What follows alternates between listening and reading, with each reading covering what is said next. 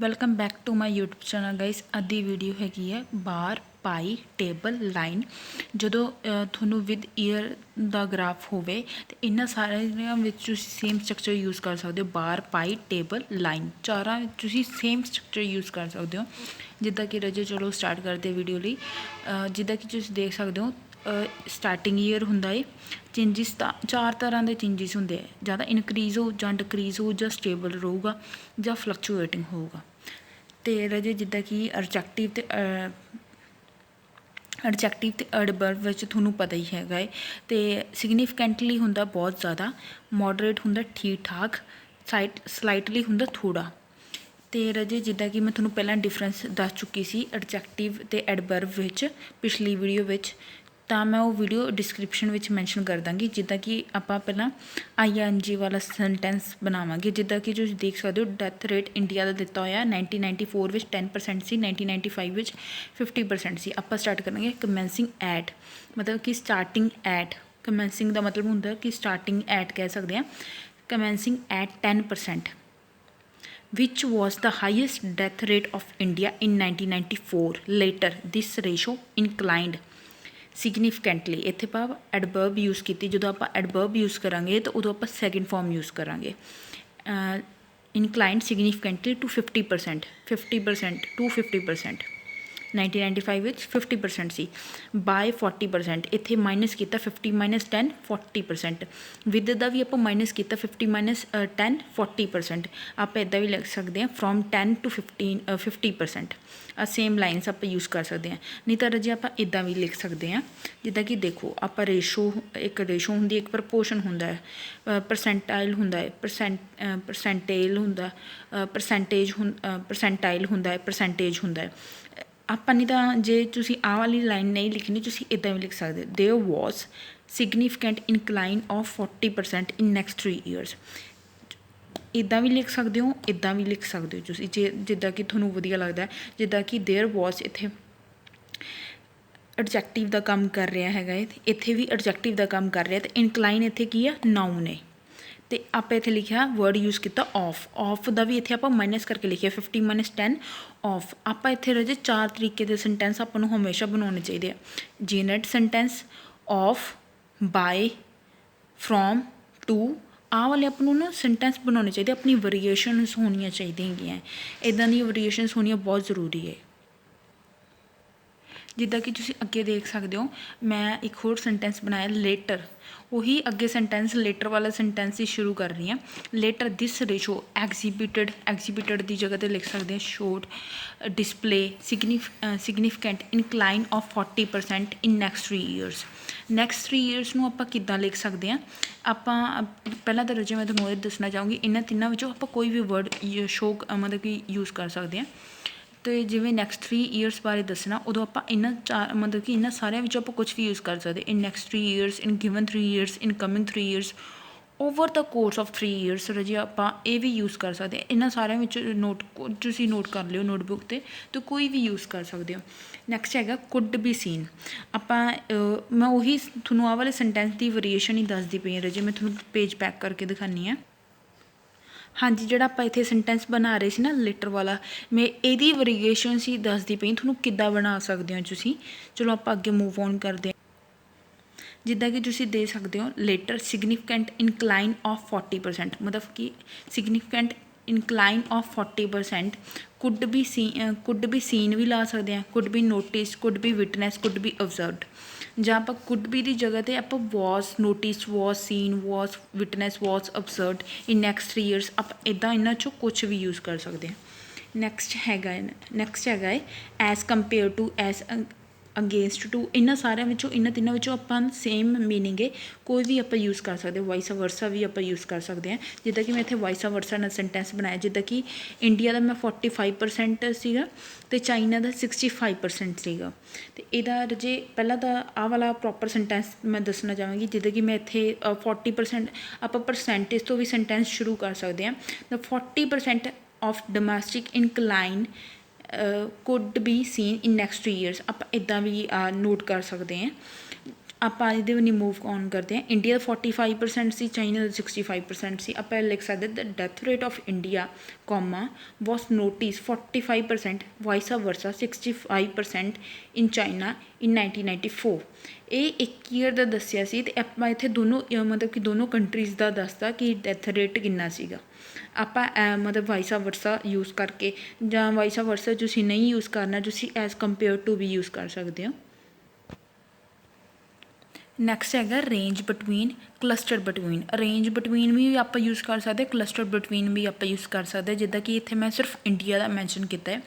India ਦਾ 1994 ਵਿੱਚ ਇੰਨਾ ਸੀ, 1995 ਵਿੱਚ ਇੰਨਾ ਸੀ, ਸਾਰੇ ਈਅਰਸ ਦਾ ਮੈਂਸ਼ਨ ਕੀਤਾ ਟਿਲ 1998 ਤੱਕ। ਇਹਦਾ ਮੈਂ ਕਿੱਦਾਂ ਸ਼ੋਅ ਕੀਤਾ, death rate of India cluster between 10% and 35% from 1994 to 1998। Cluster between ਦਾ ਇੱਥੇ ਮਤਲਬ ਕਿ ਕਲਸਟਰ ਦਾ ਮਤਲਬ ਆ ਗਿਆ ਰੇਂਜ ਬਿਟਵੀਨ। ਇਹਦਾ ਇੱਥੇ 10% ਸੀ, ਉਦੋਂ ਬਾਅਦ ਸਿੱਧਾ ਮੈਂ 10% ਮਤਲਬ ਕਿ ਸਟਾਰਟਿੰਗ ਈਅਰ ਦਾ ਮੈਂਸ਼ਨ ਕੀਤਾ ਅਤੇ ਐਂਡਿੰਗ ਈਅਰ ਦਾ ਮੈਂਸ਼ਨ ਕੀਤਾ। ਅਤੇ ਸਿਰਫ ਇੱਥੇ ਮੈਂ 2 ਈਅਰਸ ਦਾ ਮੈਂਸ਼ਨ ਕੀਤਾ। ਅਤੇ ਤੁਸੀਂ ਰਾਜੇ ਇੱਦਾਂ ਆਪਾਂ ਨੂੰ ਸਟਾਰਟਿੰਗ ਈਅਰ ਦੱਸਣਾ ਜ਼ਰੂਰੀ ਹੁੰਦਾ, ਐਂਡਿੰਗ ਈਅਰ ਦੱਸਣਾ ਜ਼ਰੂਰੀ ਹੁੰਦਾ, ਅਤੇ ਮੇਨ ਵਿੱਚ ਜਿਹੜਾ ਚੇਂਜ ਹੋਇਆ ਉਹ ਦੱਸਣਾ ਜ਼ਰੂਰੀ ਹੁੰਦਾ ਹੈ। ਉੱਦਾਂ ਮੈਂ ਇੱਥੇ ਸਟਾਰਟਿੰਗ ਈਅਰ ਵੀ ਮੈਂਸ਼ਨ ਕਰਤਾ ਅਤੇ ਐਂਡਿੰਗ ਈਅਰ ਵੀ ਮੈਂਸ਼ਨ ਕਰਤਾ। ਹੁਣ ਅੱਗੇ ਜਿੱਦਾਂ ਕਿ ਆਪਾਂ ਇਹਨਾਂ ਸਾਰਾ ਵਿੱਚੋਂ ਕੁਛ ਵੀ ਯੂਜ਼ ਕਰ ਸਕਦੇ, near about, around, above, below, more, less than. ਇੱਥੇ ਮੈਂ ਯੂਜ਼ ਕੀਤਾ ਸੈਂਟੈਂਸ, ਇਹਦਾ ਵੀ ਸੈਂਟੈਂਸ ਬਣਾਇਆ ਦ ਡੈਥ ਰੇਟ ਆਫ ਪਾਕਿਸਤਾਨ ਵਾਸ ਮੋਰ ਔਰ ਲੈਸ ਦੈਨ 15% ਇਨ 2005। ਆਪਾਂ ਇਹਦਾ ਇੱਦਾਂ ਵੀ ਸੈਂਟੈਂਸ ਬਣਾ ਸਕਦੇ, ਜਿੱਦਾਂ ਕਿ ਹੁਣ ਆਪਾਂ ਰਿਸਪੈਕਟਿਵਲੀ ਵਾਲੀ ਲਾਈਨ ਬਣਾ ਸਕਦੇ ਹਾਂ। ਰਿਸਪੈਕਟਿਵਲੀ ਦੀ ਜਗ੍ਹਾ 'ਤੇ ਆਪਾਂ ਕੋਰਸਪੋਂਡਿੰਗ ਵਰਡ ਵੀ ਯੂਜ਼ ਕਰ ਸਕਦੇ ਹਾਂ। ਇਹ ਚਾਰੇ ਆਪਾਂ ਵਰਡਸ 'ਚੋਂ ਆਪਾਂ ਕੋਈ ਵੀ ਵਰਡ ਯੂਜ਼ ਕਰ ਸਕਦੇ, ਬਟ ਮੋਸਟਲੀ ਬੱਚੇ ਰਿਸਪੈਕਟਿਵਲੀ ਵਾਲੀ ਲਾਈਨ ਬਣਾਉਂਦੇ ਨੇ। ਆਪਾਂ ਕੋਰਸਪੋਂਡਿੰਗ ਵਾਲੀ ਜਗ੍ਹਾ ਵਰਡ ਨੂੰ ਰਿਪਲੇਸ ਕਰਕੇ ਮਤਲਬ ਕਿ ਕੋਰਸਪੋਂਡਿੰਗ ਵਰਡ ਯੂਜ਼ ਕਰ ਸਕਦੇ ਰਿਸਪੈਕਟਿਵਲੀ ਨੂੰ ਵਰਡ ਨੂੰ ਰਿਪਲੇਸ ਕਰਕੇ। ਜਿੱਦਾਂ ਕਿ the death rate of India and Pakistan was 10% and 20% respectively in 1994 and 1996। ਇੱਧਰ ਜੇ ਤੁਸੀਂ ਰਿਸਪੈਕਟਿਵਲੀ ਵਾਲਾ ਵੀ ਸੈਂਟੈਂਸ ਬਣਾ ਸਕਦੇ ਹੋ ਜਾਂ ਕੋਰਸਪੋਂਡਿੰਗ ਵਾਲਾ ਵੀ ਸੈਂਟੈਂਸ ਬਣਾ ਸਕਦੇ ਹੋ। ਹੁਣ ਆ ਗਿਆ 2 fold, 3 fold, 4 fold, 5 folds than that of. ਜਿੱਦਾਂ ਕਿ ਇੰਡੀਆ ਦਾ ਜਿੱਦਾਂ ਤੁਸੀਂ ਇਹਨਾਂ ਦਾ ਕਰੋ 45 ਮਲਟੀਪਲਾਈ ਬਾਈ 2 90 ਬਣਦਾ ਹੈ। ਅਤੇ ਇੱਥੇ ਇਹਨਾਂ ਨੇ ਕੀ ਲਿਖਿਆ, ਇਹ 2 ਫੋਲਡ ਬਣੂਗਾ ਰਾਜੇ। ਹਾਂਜੀ ਆ ਵੀ ਤੁਸੀਂ ਦੇਖ ਵੀ ਸਕਦੇ ਹੋ 2 ਫੋਲਡ ਬਣਿਆ। ਡੈਥ ਰੇਟ ਆਫ ਪਾਕਿਸਤਾਨ ਇੱਥੇ ਪਰਸੈਂਟੇਜ ਵਿੱਚ ਮਤਲਬ ਬ੍ਰੈਕਟ ਵਿੱਚ ਆਪਾਂ ਨੋਟ ਕਰਤਾ ਕਿ 90% ਸੀ, was 2 fold than that of India in 1994। ਆਪਾਂ ਇਹ ਫੋਲਡ ਵਾਲੀ ਪਰਸੈਂਟੇਜ ਆਪਾਂ ਉੱਥੇ ਲਿਖ ਸਕਦੇ ਜਿੱਥੇ ਮਤਲਬ ਕਿ ਉਹ ਡਿਵਾਈਡ ਹੁੰਦਾ ਹੋਵੇ, ਜਿੱਥੇ 2 ਫੋਲਡ ਆਉਂਦਾ ਹੋਵੇ, 3 ਫੋਲਡ ਨਿਕਲਦਾ ਹੋਵੇ, ਜਾਂ 4 ਫੋਲਡ ਜਾਂ 5 ਫੋਲਡ ਆਉਂਦਾ ਹੋਵੇ, ਉੱਦਾਂ ਆਪਾਂ ਯੂਜ਼ ਕਰ ਸਕਦੇ ਹਾਂ। ਅਦਰਵਾਈਜ਼ ਆਪਾਂ ਇਹ ਸੈਂਟੈਂਸ ਨਹੀਂ ਯੂਜ਼ ਕਰ ਪਾਵਾਂਗੇ। ਇੱਕ ਆਹ ਵਾਲਾ ਸਿਰਫ ਆਹੀ ਸੈਂਟੈਂਸ ਆ ਜਿਹੜਾ ਕਿਤੇ ਕਿਤੇ ਫਿੱਟ ਬੈਠਦਾ ਹੈ ਰਾਜੇ। ਬਟ ਜਿੱਦਾਂ ਕਿ ਇਹਨਾਂ ਦਾ ਡਿਵਾਈਡ ਹੋ ਸਕਦਾ ਸੀਗਾ, ਇਹਦਾ 2 ਫੋਲਡ ਆਉਂਦਾ ਸੀ, ਤਾਂ ਕਰਕੇ ਆਪਾਂ ਇੱਥੇ 2 ਫੋਲਡ ਲਿਖਿਆ ਹੈ। ਜਿੱਦਾਂ ਕਿ ਰਾਜੇ ਤੁਸੀਂ ਅੱਗੇ ਦੇਖ ਸਕਦੇ ਹੋ, ਮੈਂ ਸੈਂਟੈਂਸ ਬਣਾਇਆ ਇੰਟਰਸਟਿੰਗਲੀ, ਸਰਪ੍ਰਾਈਜ਼ਿੰਗਲੀ ਵਰਡਸ ਯੂਜ਼ ਕਰਕੇ। ਆਪਾਂ ਇਹਨਾਂ ਦੋਨਾਂ ਵਿੱਚੋਂ ਕੋਈ ਵੀ ਸੈਂਟੈਂਸ ਬਣਾ ਸਕਦੇ ਹਾਂ। ਇੰਟਰਸਟਿੰਗਲੀ, ਰਿਸਪੈਕਟਿਵਲੀ ਮਤਲਬ ਇੱਕੋ ਹੀ ਚੀਜ਼ ਆ ਜਾਂਦੀ ਆਲਮੋਸਟ, ਆਪਾਂ ਕਹਿ ਸਕਦੇ ਹਾਂ। ਮਤਲਬ ਕਿ ਵੈਸੇ ਇਹਨਾਂ ਨੂੰ ਆਪਾਂ ਡਿਫਰੈਂਟ ਵੇ ਨਾਲ ਯੂਜ਼ ਕਰਦੇ ਹਾਂ, ਬਟ ਇਹ ਡਿਫਰੈਂਟਲੀ ਯੂਜ਼ ਕਰੋ ਤਾਂ ਤੁਸੀਂ ਜ਼ਿਆਦਾ ਵਧੀਆ। Regarding, in the case of, in the time of, ਆਪਾਂ ਇਹ ਵੀ ਯੂਜ਼ ਕਰ ਸਕਦੇ ਹਾਂ। Regarding farmer, in the case of later. ਜਿੱਦਾਂ ਕਿ regarding formal, the population of India, India ਨੂੰ ਮੈਂ ਫਾਰਮਲ ਕਿਹਾ ਹੈ, ਅਤੇ ਲੇਟਰ ਨੂੰ ਮੈਂ ਇੱਥੇ ਮੈਂ ਕਿਸੇ ਹੋਰ ਈਅਰ ਬਾਰੇ ਦੱਸਿਆ ਹੈਗਾ। ਜਿੱਦਾਂ ਕਿ ਮੈਂ ਤੁਹਾਨੂੰ ਦਿਖਾ ਸਕਦੀ ਹਾਂ, ਹਾਂਜੀ ਆਸਟ੍ਰੇਲੀਆ ਬਾਰੇ ਦੱਸਿਆ ਹੈਗਾ ਲੇਟਰ ਬਾਰੇ। ਲੇਟਰ ਵਰਡ ਯੂਜ਼ ਕੀਤਾ ਆਸਟ੍ਰੇਲੀਆ ਨੂੰ ਰੀਪ੍ਰਜੈਂਟ ਕਰਨ ਵਾਸਤੇ। Regarding farmer, the population of India show zigzag trend 18% and 27% in the given year. In the case of later, the fraction stable ਰਹੀ ਐਟ 50% ਟਿਲ ਫਾਈਨਲ ਈਅਰ। ਜਿੱਦਾਂ ਕਿ ਤੁਸੀਂ ਦੇਖ ਸਕਦੇ ਹੋ ਆਸਟ੍ਰੇਲੀਆ ਦੀ ਜਿਹੜੀ ਪਾਪੂਲੇਸ਼ਨ ਫਰੈਕਸ਼ਨ ਹੈਗੀ ਆ, ਪਾਪੂਲੇਸ਼ਨ ਹੈ ਉਹ ਸਟੇਬਲ ਰਹੀ ਹੈਗੀ ਆ ਸਾਰੇ ਸਾਲਾਂ ਇਨ ਆਲ ਈਅਰਸ। ਅਤੇ ਜਿਹੜੀ ਇੰਡੀਆ ਦੀ ਹੈਗੀ ਆ ਉਹ ਮੈਂ ਇੱਥੇ ਹਾਈਐਸਟ ਅਤੇ ਲੋਐਸਟ ਦੱਸੀ ਹੈ, ਜਿਵੇਂ 18% ਦੱਸਦੀ, 27% ਦੱਸਦੀ। ਆਪਾਂ ਇੱਦਾਂ ਯੂਜ਼ ਕਰ ਸਕਦੇ ਹਾਂ। ਇਹਦਾ ਮਤਲਬ ਕਿ ਫਲਕਚੁਏਟਿੰਗ ਮਤਲਬ ਫਲਕਚੁਏਟ ਹੋ ਰਹੀ ਹੈ, ਤਾਂ ਆਪਾਂ ਇਹਨੂੰ zigzag ਟਰੈਂਡ ਕਹਿ ਸਕਦੇ ਹੈਗੇ ਹਾਂ। ਜਿੱਦਾਂ ਕਿ ਤੁਸੀਂ ਦੇਖ ਸਕਦੇ ਹੋ ਨੈਕਸਟ ਹੈਗਾ 12th ਹੈਗਾ goat double or reduce to half. ਜਿਵੇਂ ਆਪਾਂ ਕਹਿ ਦਿੰਦੇ ਹਾਂ ਉਹ ਪਾਪੂਲੇਸ਼ਨ ਦਾ ਰੇਟ ਸੀਗਾ ਪਹਿਲਾਂ ਇੰਨਾ ਸੀ, ਉਹ ਹਾਫ ਹੋ ਗਿਆ ਜਾਂ ਉਹਦੇ ਤੋਂ ਡਬਲ ਹੋ ਗਿਆ, ਉਦੋਂ ਆਪਾਂ ਸੈਂਟੈਂਸ ਯੂਜ਼ ਕਰ ਸਕਦੇ the Pakistan rate death rate got double or reduce to half bracket 25% in 2005। ਤੇ ਇੱਥੇ ਰਜੇ ਮੈਂ ਸ਼ੋ ਕੀਤਾ ਹੈ, ਇੱਥੇ ਮੈਂ ਵੇਰੀਏਸ਼ਨਸ ਹੋਰ ਲਿਆਂਦੀਆਂ ਜਿੱਦਾਂ ਫੋਲੋਡ ਬਾਏ ਬਿਫੋਰ ਸ਼ੋਇੰਗ, ਆਪਾਂ ਆਹ ਵਾਲੀ ਵੇਰੀਏਸ਼ਨ ਵੀ ਯੂਜ਼ ਕਰ ਸਕਦੇ ਹਾਂ। ਲੇਟਰ ਦਿਸ ਰੇਸ਼ੋ, ਇਹਦਾ ਮਤਲਬ ਹੁੰਦਾ ਰਜੇ ਸਟੇਬਲ ਹੋਣਾ। ਇਹ ਵਰਡ ਤੁਸੀਂ ਲਿਖ ਸਕਦੇ ਹੋ ਸਟੇਬਲ ਦੀ ਜਗ੍ਹਾ 'ਤੇ। ਅਤੇ ਇੱਥੇ ਮੈਂ ਲਿਖਿਆ till final year a sharp decrease of 10% in 2003, decrease of 10% in 2003 and reach 50% in 2006 after showing a gradual increase। ਜਿੱਦਾਂ ਕਿ ਇੱਥੇ ਡਿਕਰੀਜ਼ ਮਤਲਬ ਕਿ 10% ਘਟਿਆ ਹੈ, ਉਹਦੇ ਬਾਅਦ ਸਿੱਧਾ ਸ਼ਾਰਪ ਇਨਕਰੀਜ਼ ਹੋਇਆ 50% 'ਤੇ ਜਾ ਕੇ, ਮਤਲਬ 50% ਤੱਕ ਇਨਕਰੀਜ਼ ਹੋਇਆ in 2006। ਇੱਥੇ ਮੈਂ ਲਿਖਿਆ ਆਫਟਰ ਸ਼ੋਇੰਗ, ਬਿਫੋਰ ਸ਼ੋਇੰਗ ਵੀ ਲਿਖ ਸਕਦੇ ਹਾਂ, ਆਫਟਰ ਸ਼ੋਇੰਗ ਵੀ ਲਿਖ ਸਕਦੇ ਹਾਂ, ਜਾਂ ਫੋਲੋਡ ਬਾਏ ਵੀ ਲਿਖ ਸਕਦੇ ਹੈਗੇ ਆ। ਆਪਾਂ ਇਹ ਵਾਲੀ ਵੇਰੀਏਸ਼ਨ ਵੀ ਯੂਜ਼ ਕਰ ਸਕਦੇ ਹਾਂ। ਜਿੱਦਾਂ ਕਿ ਰਾਜੇ ਤੁਸੀਂ ਅੱਗੇ ਦੇਖ ਸਕਦੇ ਹੋ, ਇੱਕ ਆਪਾਂ ਆਹ ਵਾਲੀ ਵੇਰੀਏਸ਼ਨ ਵੀ ਯੂਜ਼ ਕਰ ਸਕਦੇ ਹਾਂ, ਰੀਚ, ਅਰਾਈਵਡ। ਜਿੱਦਾਂ ਕਿ ਇੱਥੇ ਤੁਸੀਂ ਇਹ ਵਾਲੀ ਈਅਰਸ ਮੈਂ ਦਿੱਤੇ ਹੋਏ ਆ ਮੈਂਸ਼ਨ, ਉਹਨਾਂ ਦੀ ਪਰਸੈਂਟੇਜ ਵੀ ਮੈਂਸ਼ਨ ਕੀਤੀ ਹੈ। ਜਿੱਦਾਂ ਕਿ death rate of China reach 60% in 1997 which initiated from 10% in 1994। 10% ਸੀ 60% ਹੋ ਗਈ ਰਜੇ, ਆਪਾਂ ਇੱਦਾਂ ਵੀ ਮੈਂਸ਼ਨ ਕਰ ਸਕਦੇ ਹੈਗੇ ਆ।